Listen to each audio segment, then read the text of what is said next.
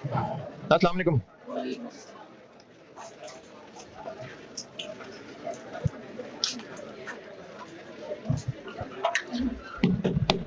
दुरूद शरीफ पढ़ो।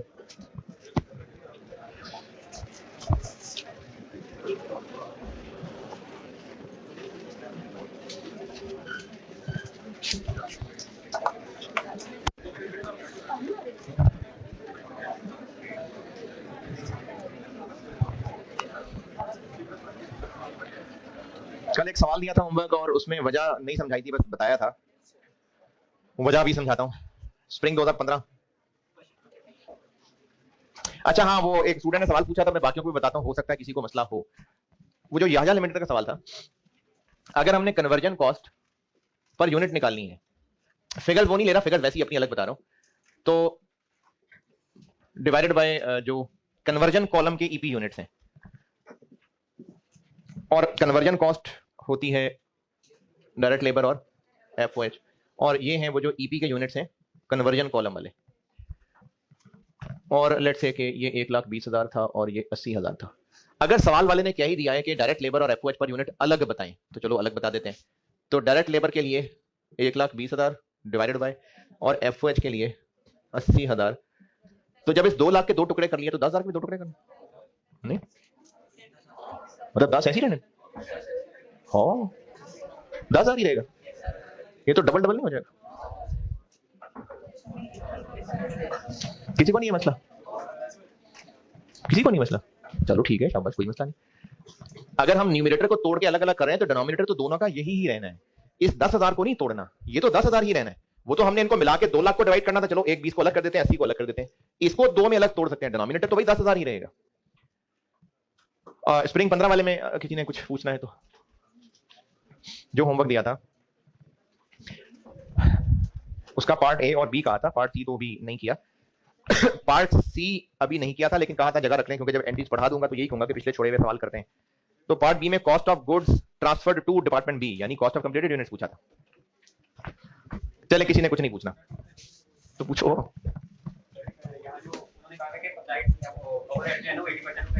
जी जी।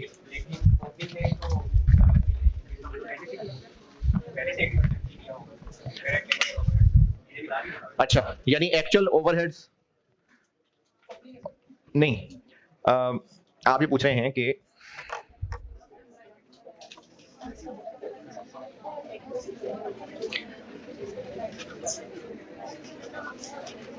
जो एक्चुअल ओवरहेड दिए हुए हैं और फिर अप्लाइड के लिए अलग से 80% है, तो ये हमने जो करंट मंथ की कॉस्ट थी उसमें तो अप्लाइड एफओएच ले लिए।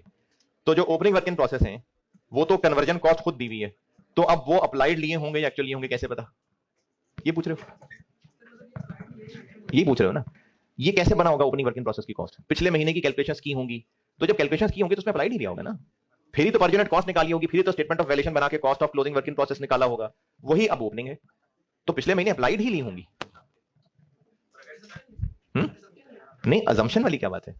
देखिए, अगर सवाल वाला आपको ओपनिंग वर्क इन प्रोसेस में सिर्फ लेबर की फिगर देता तो वो आपसे टेस्ट कर रहा होता कि स्टूडेंट इस पे ध्यान करता है कि सिर्फ लेबर है या नहीं, जैसे पिछले एक सवाल में था। लेकिन अब जब वो लेबर एफओएच खुद बता रहा है मिला के, तो वो पिछले महीने की कैलकुलेटेड फिगर ही होगी, और जो पिछले की कैलकुलेटेड होगी तो पिछले महीने जब क्लोजिंग की कॉस्ट निकाली होगी तो वो अप्लाइड लेके ही निकाली होगी। हाँ, देखिए, अगर आपको ओपनिंग वर्क इन प्रोसेस की वैल्यूज दी है ना, तो ये यकीनन बीडी बैलेंस है जो पिछला क्लोजिंग था, तो वो सही अप्लाइड के हिसाब से ही क्लोजिंग था। ये जरूर सवाल में शरारत कर सकता है एग्जामिनर कि आपको ओपनिंग में ओवरहेड्स ना दे, ताकि आप खुद से लेबर के साथ उसको अप्लाई करके निकाल रहे हो, लेकिन ये नहीं कर सकता कि आपको ओपनिंग में ओवरहेड्स एक्चुअल वाले दे दे और अप्लाइड अलग से बताए, नहीं, ये नहीं होगा। जी, आवाज नहीं समझ आ रही? नहीं किया हुआ तो रिक्वायर्ड नहीं था ना, रिक्वायरमेंट बी क्या थी? रही बात के एबनॉर्मल लॉस क्यों निकाला हुआ है, तो वो ना पार्ट सी में काम आना है। पार्ट बी तो सिर्फ कॉस्ट ऑफ कंप्लीटेड यूनिट्स पूछी है। हाँ जी, और सवाल? अगर तो कर दें, नहीं मसला नेगेटिव मार्किंग नहीं होती पेपर में, आप वहां पर चाहे माई बेस्ट फ्रेंड का एक मजमून लिख दें, कोई मसला नहीं है, नेगेटिव मार्किंग नहीं होगी। बस मार्किंग मार्क उस चीज के मिलेंगे जिसके मार्क्स थे, फालतू तो जो मर्जी लिखें, टाइम जाया होगा और तो कुछ नहीं।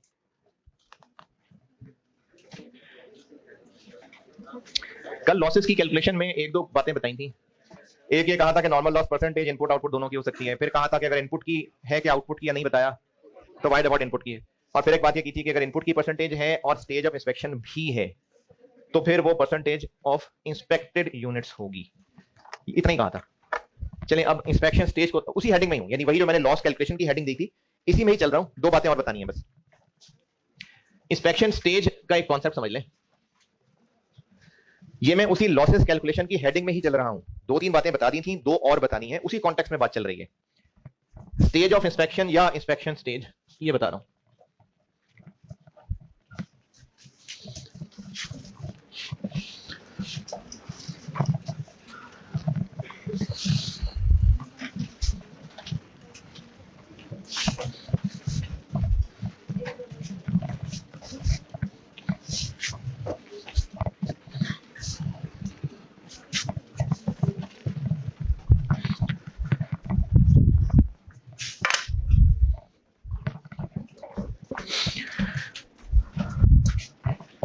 अच्छा, हॉस्टल वाले बच्चों को तो कुकिंग थोड़ी बहुत आई जाती, नहीं तो अंडा उबालना चाय बनानी तो शायद आ ही जाती है।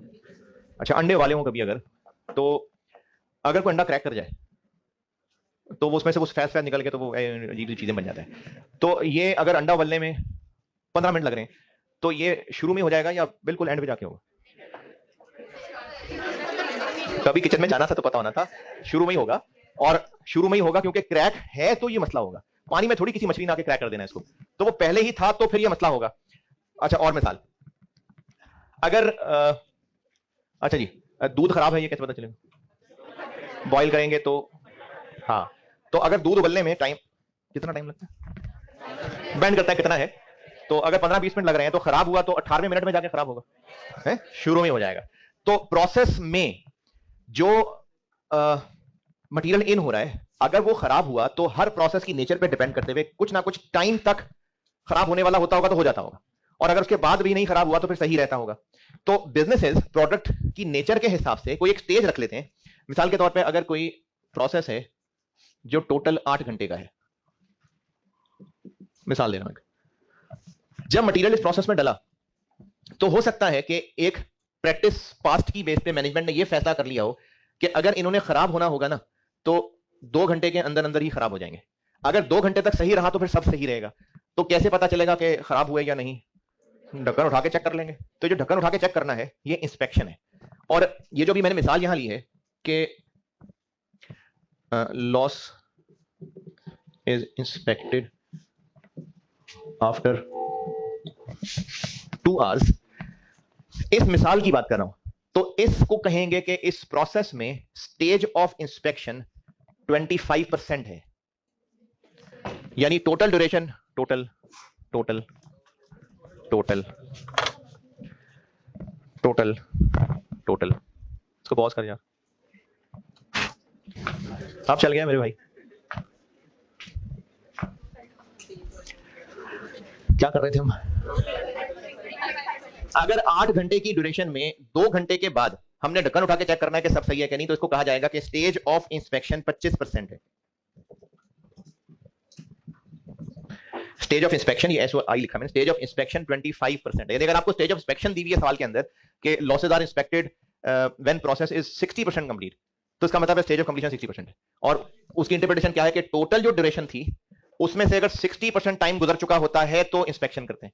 इसके लिए और भी सवाल में वर्डिंग यूज हो सकती है कि stage when losses are determined, ये भी इंस्पेक्शन स्टेज बताने का एक तरीका है कि date when losses are determined. ये कब पता चलेगा कि कितने यूनिट्स जाया हुए? जब ढक्कन उठा के चेक करेंगे। तो इंस्पेक्शन, यानी हमें कब पता चलता है कि कितने लॉसेज हैं, जो इंस्पेक्शन स्टेज है। तो ये कॉन्सेप्ट है स्टेज ऑफ इंस्पेक्शन का कि टोटल प्रोसीजर का जो टाइम है उसमें कितना पोर्शन गुजरने के बाद प्रोसेस के अंदर पड़े हुए चीजों को ढक्कन उठा के चेक करते हैं। ये परसेंटेज की शक्ल में दी होती। अगर कहा हो कि losses are inspected at end of process, तो स्टेज ऑफ इंस्पेक्शन 100% है। तो कल वाले होमवर्क के सवाल में एट एंड ऑफ प्रोसेस लिखा हुआ था तो वो 100%। अगर लिखा हो कि losses are inspected at start of process तो फिर 0%। तो स्टेज ऑफ इंस्पेक्शन ये होती है। अगर स्टेज ऑफ इंस्पेक्शन के बारे में कुछ लिखना चाहें तो ये तो जरूर नोट करें, बाकी अगर और अपने आप को समझाना है तो समझा लें।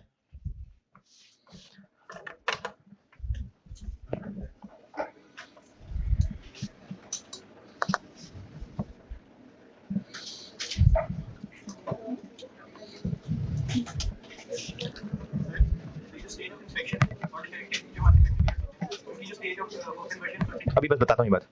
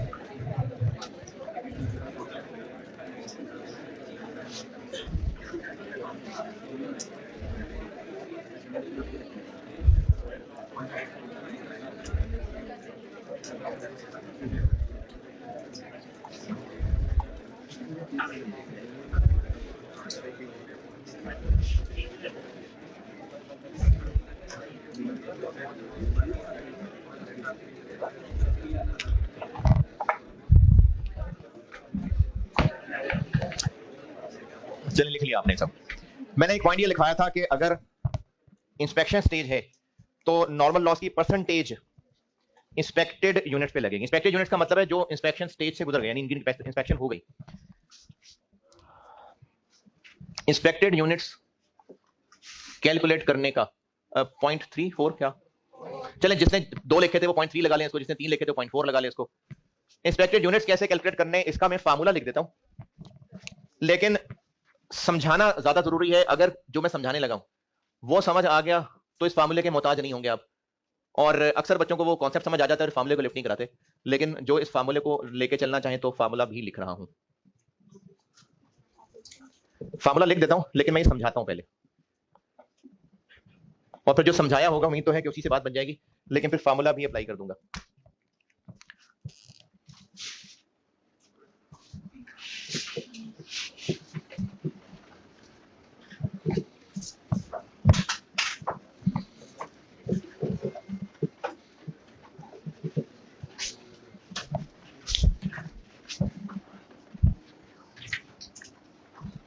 मैंने लिखा है कि इनपुट तो लिखना ही है, opening work in process add होंगे ओनली इफ ये, और अगर ये नहीं है तो ऐड नहीं होंगे। Closing work in process less होंगे ओनली इफ ये, और अगर ये नहीं है तो लेस नहीं होंगे। यानी इनपुट तो लिखना ही लिखना है, ओपनिंग को या तो ऐड करना है या नहीं करना, क्लोजिंग को या तो लेस करना है या नहीं करना। इसको ऐड या इसको लेस सिर्फ तब करना है अगर वर्क इन प्रोसेस की stage of completion stage of inspection से कम। मतलब अगर closing work in process 40% complete है और स्टेज ऑफ इंस्पेक्शन 70% है, क्लोजिंग वर्क इन प्रोसेस तो लेस कर देंगे। अगर ओपनिंग वर्क इन प्रोसेस की स्टेज ऑफ कंप्लीशन 60% थी, 60%, और स्टेज ऑफ इंस्पेक्शन 70% है, तो ओपनिंग को ऐड कर देंगे। अगर ओपनिंग की स्टेज ऑफ कंप्लीशन 50% थी, 50, और स्टेज ऑफ इंस्पेक्शन 30% थी, तो ऐड नहीं करेंगे। ये मतलब है इस बात। लेस पे कहा है ना मैंने। अगर वर्क नहीं, दोनों क्या मतलब, दोनों ओपनिंग क्लोजिंग को दोनों कह रहे हो कि हाँ, इन दोनों में मैंने कॉमन बात थी इसलिए इकट्ठे लिखी है, वरना ये बात इस पे अलग लगनी है, इस पे अलग लगनी है। अगर opening closing work in process, closing work in process अगर 60% कंप्लीट और स्टेज ऑफ इंस्पेक्शन भी 60% है, तो लेस नहीं करेंगे, क्योंकि मैंने कहा कम हो तो लेस करना। तो अगर तो आप ये फार्मूला याद करके चलाना चाहें तो चला लें, मैं समझा भी देता हूं। इस फार्मूले को लिख लें, फिर मैं जो समझाता हूं मिसालों से, वो 4-5 मिसालों से समझाता हूं। तो जो समझ के चलना चाहे वो उन पे समझ के चल लें, जो फार्मूला लगाना चाहे फार्मूला लगा के चल लें।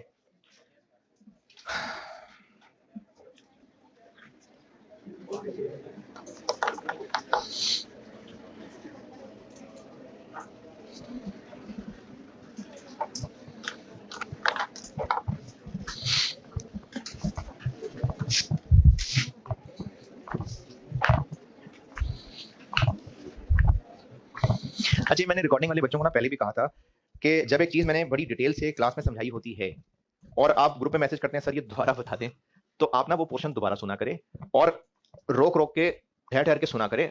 अगर आप ऐसे सुनेंगे कि आधी बात सुनी आधी नहीं सुनी, तो फिर दोबारा सुनने का कोई फायदा नहीं है। या अगर आप दोबारा सुनते भी हैं और इस माइंडसेट से सुनेंगे समझ तो मुझे आना नहीं है, तो फिर नहीं आएगा। तो रिकॉर्डिंग का फायदा है, फायदा तो लें। ये फार्मूला और कॉन्सेप्ट भी कुछ मिसालों से समझाता हूं। ओपनिंग वर्क इन प्रोसेस है 3000 यूनिट्स जो कि 60% कंप्लीट है, और इनपुट 40,000 थे, और क्लोजिंग वर्क इन प्रोसेस थे 4000 जो कि 80% कंप्लीट थे। ये इसमें शामिल है या ये अलग है? ये अलग है, ये इन दोनों से अलग है, ये इनमें से बचे हुए हैं। ये दो अलग अलग हैं। ये वो है जो महीना शुरू हुआ था तो पहले ही मशीन में थे, ये वो है जो इस महीने में टोटल मशीन में डाले हैं। 40 के 40,000 महीने के शुरू में डाल दिए मशीन में, पूरा महीना मशीन में पड़े रहे। तो ये पहले से थे, ये इस महीने में और मशीन में डले हैं। ये इनमें से अभी महीने के आखिर में ही डले थे और महीना एंड हो गया था, तो ये इनमें से हैं, लेकिन ये दोनों वैसे अलग अलग हैं। तो अगर इंस्पेक्शन स्टेज 25% हुई, इंस्पेक्टेड यूनिट्स निकालते हैं। ये 3000 यूनिट्स पिछले महीने, ये पूरी ड्यूरेशन है, 25% तक पहुंचता है तो इंस्पेक्शन होती है। ये 3000 यूनिट्स पिछला महीना एंड होने तक कितनी देर हो गई थी इनको पड़े पड़े? 60% तक पहुंच गए हुए थे, तो इंस्पेक्शन हो गई थी कि नहीं? हो गई हुई थी। तो इन 3000 यूनिट की इंस्पेक्शन पिछले महीने हो गई थी या इस महीने हुई? इस महीने नहीं हुई ना, तो इस महीने के इंस्पेक्टेड यूनिट्स में इनको नहीं लेना। इंस्पेक्टेड यूनिट्स वो हैं जो इस महीने में इंस्पेक्शन स्टेज क्रॉस किए हैं, यानी जो इस महीने में जिनकी इंस्पेक्शन हुई है, तो इनकी तो पिछले महीने में हो गई थी, इस महीने नहीं हुई इनकी। और इनपुट में से इनपुट इनपुट इनपुट इन है आवाज, इनपुट में से ये जो 4000 यूनिट्स हैं ये 80% तक पहुंच चुके हुए हैं, तो इनकी इस महीने इंस्पेक्शन हो गई या नहीं हुई? हो गई है, इसलिए इसमें से माइनस नहीं करना। यानी ये 40 के 40,000 इंस्पेक्ट हो गए हैं, इनमें से शायद ये इंस्पेक्ट ना हुए होते तो इनको निकाल देते। ये हो गए इंस्पेक्ट, इसका मतलब पूरे 40 इंस्पेक्ट हो गए हैं, तो इस महीने के इंस्पेक्टेड यूनिट्स हो गए 40। चलिए, नहीं समझ आया, कच्चा कच्चा है, और मिसाल देते हैं। स्टेज ऑफ इंस्पेक्शन ले लेते हैं 90%। ये 3000 पिछले महीने इंस्पेक्ट हुए थे कि इस महीने हुए होंगे? ये इस महीने हुए होंगे, क्योंकि पिछले महीने तो ये स्टेज तक पहुंचे ही नहीं थे, इनको मशीन में डले हुए इतना टाइम ही नहीं गुजरा था, तो ये इस महीने इंस्पेक्ट हुए होंगे, इसलिए इस महीने के इंस्पेक्टेड यूनिट्स में आएंगे। और ये 4000 ये अभी इंस्पेक्ट हुए, अभी नहीं हुए ना, इसलिए इनको इन 40 में से निकाल देंगे, तो इंस्पेक्टेड यूनिट्स इस महीने के बन जाएंगे 39। नहीं आ रही समझ? चलो ठीक है, शाबाश। चलिए एक और देख लेते हैं। स्टेज ऑफ इंस्पेक्शन 70% है। ओपनिंग वाले इस महीने इंस्पेक्ट हुए हैं, और क्लोजिंग वाले इंस्पेक्ट हो गए हैं, इसलिए इनको माइनस नहीं करेंगे।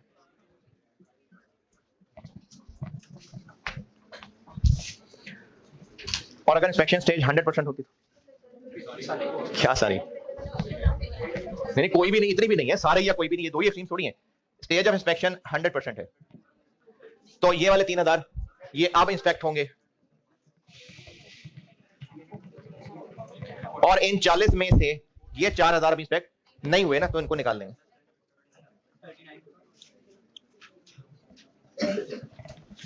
तो इंस्पेक्टेड यूनिट्स में इनपुट तो लिखना ही लिखना है, क्योंकि जो मशीन में इन हुए इस महीने वो तो शायद इंस्पेक्ट हुए हैं, नहीं तो ये शायद ना हुए, ये निकाल देंगे।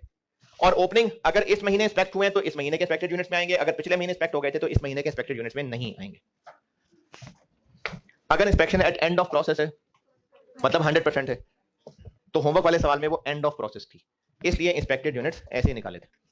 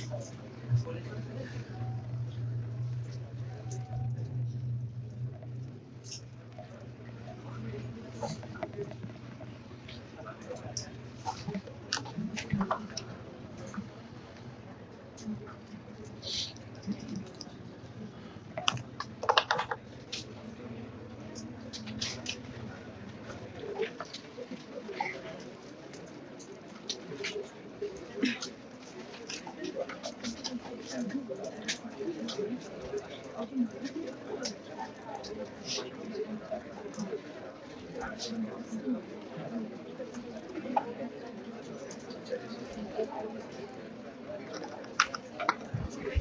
जी, वो मिसालें नोटेड।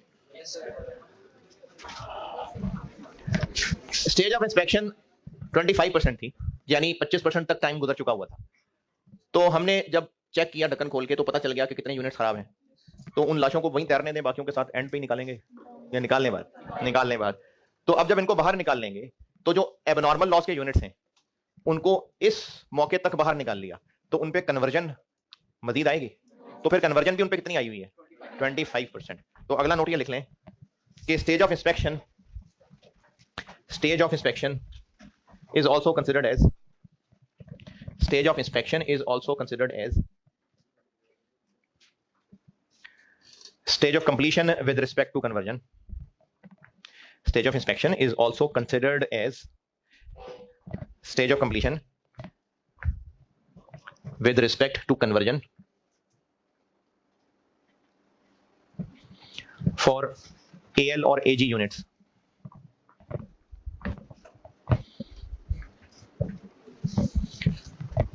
वो जो हम AL और AG यूनिट पे स्टेज ऑफ कंप्लीशन लगा रहे होते हैं कन्वर्जन की, तो वो यही इतनी होगी। इसलिए होमवर्क वाले सवाल में एबनॉर्मल लॉस की स्टेज ऑफ कंप्लीशन 100% ली थी, क्योंकि स्टेज ऑफ इंस्पेक्शन 100% थी। चलें, ये लॉसेस कैलकुलेशन वाली बात पूरी हो गई। एक 5-7 मिनट का सवाल है, जल्दी से कर दें, फिर मैं प्रोसेस 2 शुरू कराता हूं। एक पास पेपर का सवाल होगा मेरी बुक में, स्प्रिंग 16 क्वालिटी केमिकल्स के नाम से। जी क्वेश्चन नंबर 11।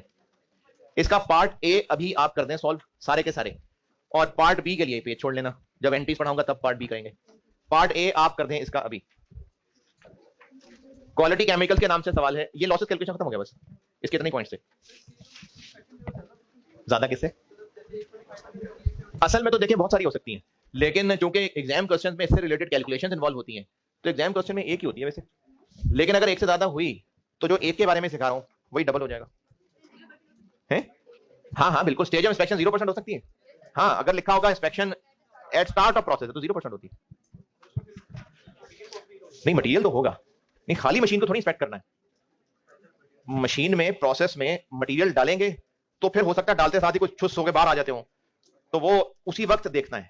तो ये इंस्पेक्शन एट स्टार्ट है, मटेरियल तो लगेगा, तो खाली मशीन को थोड़ी इंस्पेक्ट करना है। क्वालिटी केमिकल्स के नाम का सवाल है, स्प्रिंग 16 मेरी बुक में क्वेश्चन 11। इसका पार्ट ए अभी आप लोग कर दें, 5-7 मिनट से ज्यादा का सवाल नहीं है। पहले एक वाला तो कर लेना यार, पहले एक वाले की सारी कहानियां कर लेना। अगर 2 बार होगी तो लॉसेस 2 दफा निकालने पड़ेंगे, इंस्पेक्शन यूनिट्स 2 दफा निकालने पड़ेंगे। जो एक से पार होके आएंगे फिर उसको अगले की इंस्पेक्शन के लिए लेना पड़ेगा। क्या? हाँ, वो एडजस्टमेंट ही होती है।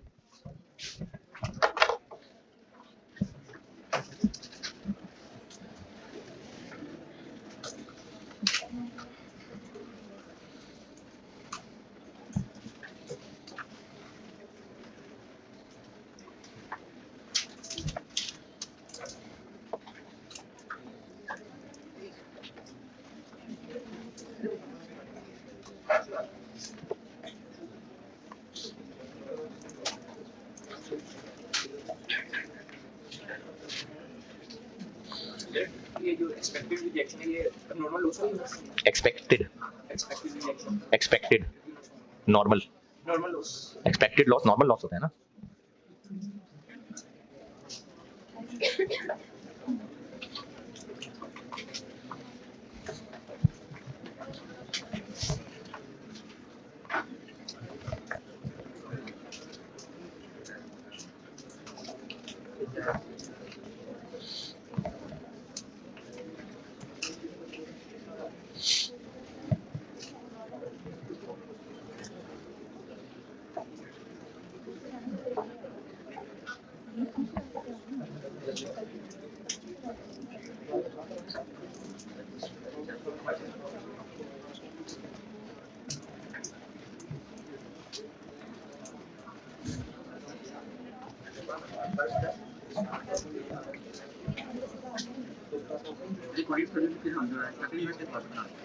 क्या नहीं, क्वांटिटी स्केड्यूल तो क्वांटिटी स्केड्यूल है, इसका इंस्पेक्शन से कोई ताल्लुक नहीं है।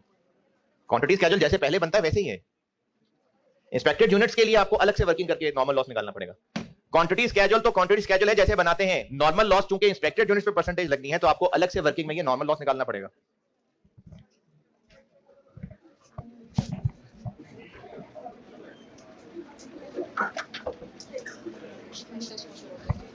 कौन सा ये तो बेहतर है काफी। तो स्टूडेंट तो करे थे, पता नहीं सवाल ही नहीं समझ रहे। नहीं सर, उन्होंने मार्टिन का नंबर दिया तो लाइक उन्होंने काम किया, लेकिन ऐसे लिखा कि बच्चों को रिक्वायरमेंट से बताया तो मैंने कोशिश करना है कि उसमें कौन मेथड मैंने आपसे जिस तरह से आना उन्होंने वो लगाया तो ये मशीन आपकी बेस के बारे में और सर मसला था कि बच्चों ने ये की तरह कंसीडर ही नहीं किया। और यहाँ पे ये चीज़ समझ आई कि बच्चों को कभी ऑर्डर को कंफ्यूज करते पैकेज के साथ पैकेज की पैकेज में पानी है। मैंने बच्चों को हेल्प की कर दिया कि ये जो इस क्वेश्चन का मशीन है यहाँ पे चलो सही है। आप ना तो एमएफए की क्लास ही ना लें, 10 मिनट में उठ के चली जाती हैं। रिकॉर्डिंग में लेती हो क्लास, साथ साथ हो, कल तक वाली क्लासेस लेनी है।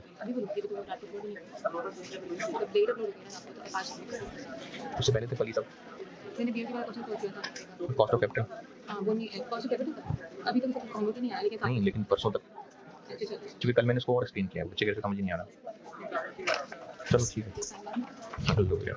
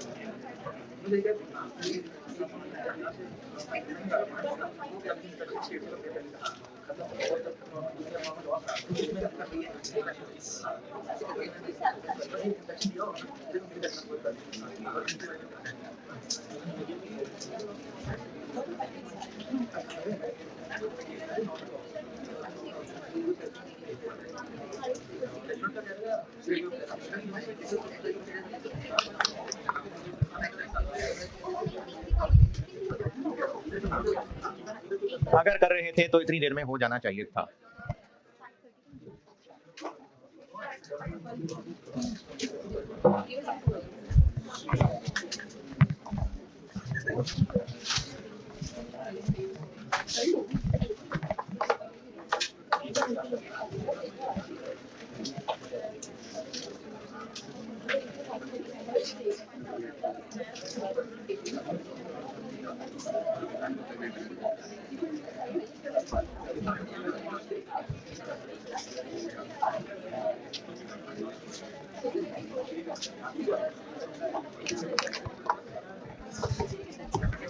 अच्छा, इसमें जो बचे सवाल सॉल्व किए बगैर पीछे सोल्यूशन ही देख रहे हैं और इसी में उलझे में कि क्लोजिंग वर्किंग प्रोसेस को ऐड क्यों किया हुआ, लेस क्यों नहीं किया हुआ।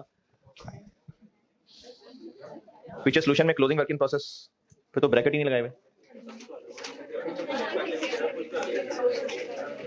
हाँ, तो वो डिफरेंट फॉर्मेट से किया हुआ है, जैसे आपको जैसे आप करते हैं वैसे करें solve. Opening working process, input,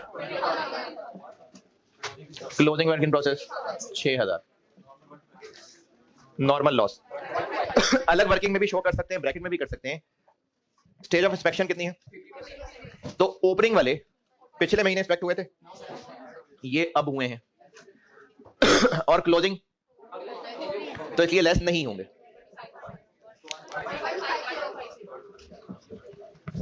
और आउटपुट है, और अगर कोई आउटपुट का वर्ड ढूंढ रहा है कि आउटपुट का तो वर्ड ही नहीं है सवाल में तो डिपार्टमेंट ए का सवाल है, डिपार्टमेंट ए से जो यूनिट्स डिपार्टमेंट बी में जा रहे हैं तो वो डिपार्टमेंट ए का आउटपुट ही है।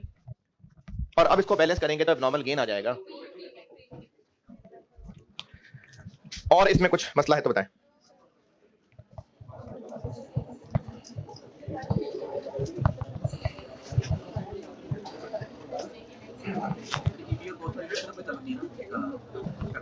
किसका?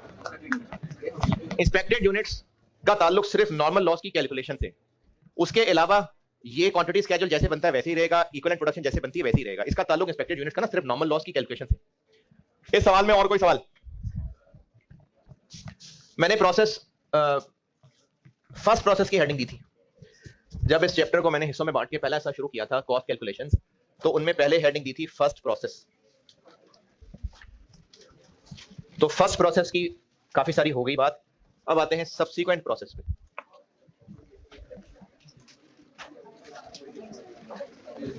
सब्सीक्वेंट प्रोसेस, फर्स्ट प्रोसेस और सब्सीक्वेंट प्रोसेस दोस्तों में तोड़ के बताना था तो पहले मैंने फर्स्ट प्रोसेस बताया था और अब सब्सीक्वेंट प्रोसेस बता रहा हूं। और ये सब्सीक्वेंट प्रोसेस से मुराद प्रोसेस 1 के बाद वाला कोई भी है। अब ये वर्ड इतना मुश्किल है सब्सीक्वेंट, ये तो मुंह में से वर्ड्स फंस जाते हैं, तो मैं ना इसको फिर प्रोसेस 2 कह के पढ़ा रहा हूं। मैं अक्सर बताते हुए प्रोसेस 2 कह रहा हुआ करूंगा। सवाल हो सकता है प्रोसेस नंबर 26 का हो, लेकिन सब्सीक्वेंट प्रोसेस का मतलब है जो पहले के अलावा है। इसमें जितनी प्रॉब्लम्स हैं उसके हिसाब से मैंने इसको बांटा हुआ है केसेस में। पहला केस है no further material cost is incurred. अच्छा, वो याद आया, वो एक ना बात भूल गया था बताना, हर चैप्टर में साथ साथ बता रहा था, लेबर में बताना रह गया था। लेबर में अगर कुछ थ्योरेटिकली याद करने वाली चीज है तो वो 2-4 एडवांटेज डिसएडवांटेज ही हैं लेबर वाले चैप्टर में।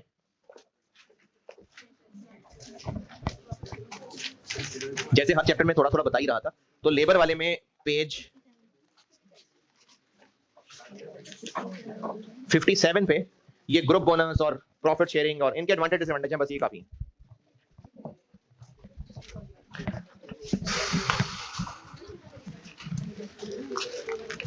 P2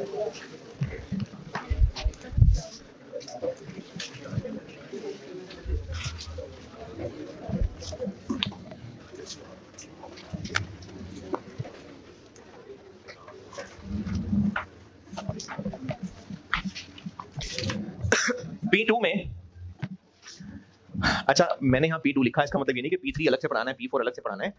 फर्स्ट के अलावा कोई भी प्रोसेस का सवाल है वो सब्सिक्वेंट प्रोसेस है, वो तो वैसे मैं P2 कह रहा हूं उसको। केस 1 का मतलब ये है कि अगर एक बिजनेस फैक्ट्री वर्कर्स के लिए या ये जो बिजली का काम करने वाले वर्कर्स होते हैं इनके लिए रबर के ग्लव्स बनाता है, तो उसका जो भी प्रोसेस होगा उसका रॉ मटेरियल होगा वो लेटेक्स से होता है, चलो रबर कह लेते हैं। प्रोसेस 1 में ये क्या हो रहा है इमरान, ये बैटरी का मसला है। ये प्रोसेस 1 में इन हो गया और फिर हो सकता है प्रोसेस 1 में ये रबर पिघलता हो, इसके अंदर जो क्या कहते हैं उसको मिलावटें वगैरह गंदगी है वो साफ हो जाती हो, फिर उसके बाद ये अगले प्रोसेस में जाता हो, फिर उसके बाद उसकी किसी डाई में जाके उसकी शक्ल चेंज होती हो, फिर उसको ठंडा करके ग्लव्स की शक्ल बनाते हो और फाइनली फिनिश गुड्स यानी ग्लव्स बन जाते हो।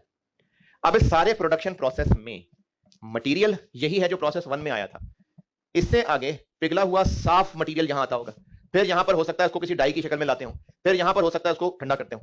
तो इस सारे के सारे प्रोडक्शन प्रोसेस में बस कन्वर्जन कॉस्ट ही आ रही है, मटेरियल कॉस्ट कब आई थी बस प्रोसेस 1 में, उसके बाद वही शक्ल बदलता बदलता आगे चल रहा है, यानी कोई और नई तरह का मटेरियल ऐड नहीं हो रहा। कोई और नई तरह का मटेरियल कहां ऐड होता, अगर ये लेदर होता, यहां पर कटिंग होने के बाद यहां पर उसमें जिप्स ऐड हो जाती, यहां पर बटन्स ऐड हो जाते, तो जिप भी एक डायरेक्ट मटेरियल होता, वो इस डिपार्टमेंट में जाके नया ऐड हो रहा होता। ये वो केस नहीं है, ये वो केस है जहां मटेरियल सिर्फ प्रोसेस 1 में आया था, उसके बाद अगले किसी प्रोसेस में कोई और नई तरह का मटेरियल इसमें ऐड नहीं हो रहा होगा। और मिसाल अगर पेंट बनाते होते, हो सकता है प्रोसेस 1 में कोई केमिकल ए इन होता, फिर प्रोसेस 2 में जाके वो केमिकल ए के साथ बी मिक्स होता, फिर आगे जाके उनमें सी मिक्स होता, तो वो हर प्रोसेस में एक एडिशनल मटेरियल भी आ रहा होता। ये वो नहीं है, इसमें मटेरियल जो पहले प्रोसेस से चला था वही अब अगले प्रोसेस से ही थोड़ी बहुत शक्ल बदलता बदलता जा रहा है। अगर ये सिचुएशन हो जो कि सवाल में पहचानी जाएगी, तो इसमें सब वही है जो पहले पढ़ा, सारे फॉर्मेट्स कैलकुलेशन सब बिल्कुल वही है।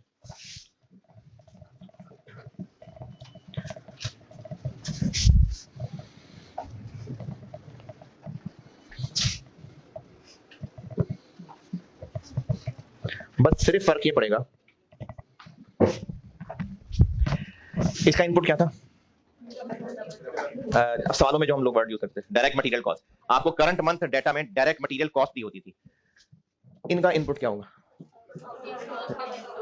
है? अच्छा इसका इनपुट क्या होगा, जो प्रोसेस 2 के यूनिट्स ट्रांसफर्ड थे और उसकी रुपी अमाउंट क्या होगी, जो इसके स्टेटमेंट ऑफ इवैल्यूएशन में कॉस्ट ऑफ कंप्लीटेड यूनिट्स निकाली थी, वही रुपए इसके लिए वैसे ही इज्जतदार होंगे जैसे हम मटेरियल पढ़ते थे। तो सवाल बिल्कुल वैसे ही होगा, फर्क सिर्फ इतना पड़ेगा कि जैसे हम डायरेक्ट मटेरियल कॉस्ट लिखते थे, इसकी जगह